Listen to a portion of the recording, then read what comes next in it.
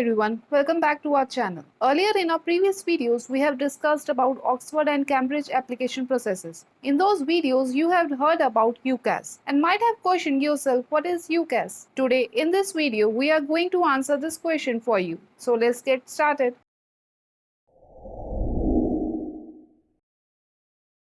UCAS, or the Universities and Colleges Admission Service, is an organization that operates the application process for the universities in the UK. If anybody wants to study in the universities of UK, then you need to apply via UCAS application form. No direct admission to the universities is possible. UCAS is like a bridge between the applicant and the universities. The process is a simple one. Applicants will fill the application form online on the UCAS website, and based on that details, the application will be sent to the respective universities, where the universities will evaluate the form and decides which candidate is fit for the university.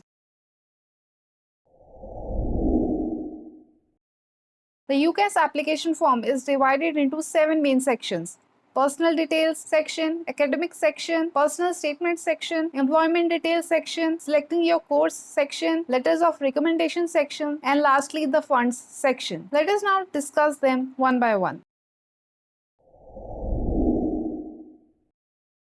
Personal details section will ask the applicant about the basic details like name, email address, postal address, phone number, guardian information, passport information, etc. Don't miss any detail.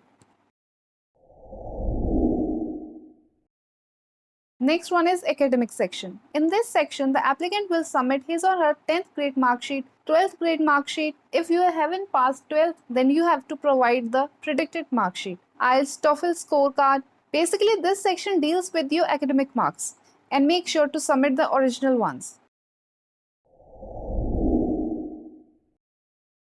Personal statement section is the third one, where you will write in your own words that why you chose that particular university and why you are fit for it. You will even explain the reason behind your course choice. The statement should be minimum of 1000 characteristics, whereas it should not be more than of 4000 characters. Next one is employment details section. This section will ask you to fill information about your previous employment, internships, etc. You can fill up to 5 of them, full-time or part-time. Include company name, address, job description, joining, leaving dates, etc. Remember not to include unpaid or voluntary jobs. You can include your unpaid or voluntary jobs in the personal statement sections. And if you have never had a paid work experience, just leave the section blank. Selecting your course. In this section, you will fill the course you want to pursue in the university. You can choose up to 5 courses and universities. There will be no preference order. And also, your university or the college cannot see where you have applied. Remember, you can only apply to either Oxford or Cambridge University in the same year. If you have a gap in your studies, your application will be referred to as a deferred entry application. Check if the university where you want to apply accepts the deferred entry application or not. Letter of recommendation is the next section. This section asks the applicant to submit the contact details of 2 persons who will write the letters of recommendation for you. They can be your school principal, teacher, employer, etc.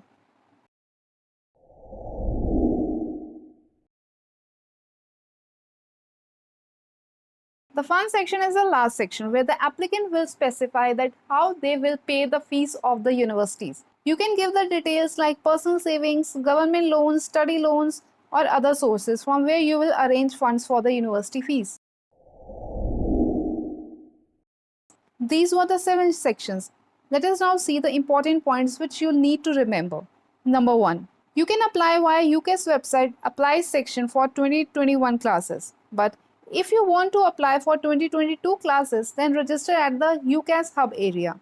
Number 2. UCAS application form starts every year in September and open till 15th October 6 p.m. Number 3. You can only apply to 5 colleges at a time in a year. Make sure to submit only official school documents with the stamps of the school. Number 5. The documents should be in English, and if not possible, submit it with an English translation. I hope this video had helped you a lot with your major queries answered.